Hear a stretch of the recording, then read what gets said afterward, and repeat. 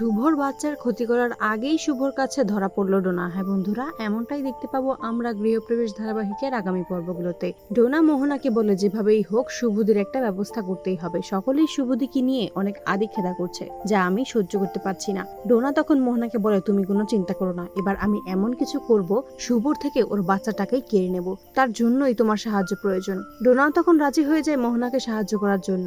মোহনা ডোনাকে বলে, তুমি এবার বাড়ির ভিতরে থেকেই আমার প্ল্যান অনুযায়ী কাজ করবে, তাহলেই দেখবে তুমি ওই বাড়িতে তোমার জায়গাটা ভালোভাবেই বুঝে পেয়েছো। তোমাকে আর কেউ শুভর সাথে তুলনা করবে না। শুভর এই বাচ্চাটাকে যদি এই পৃথিবীতেই না আসতে দেওয়া হয়, তাহলেই দেখবে সবাই তোমাকেই মানবে। শুভর বাচ্চাটার জন্যই তোমাকে কেউ মেনে নিচ্ছে না, সবাই তোমাকে অবহেলা করছে।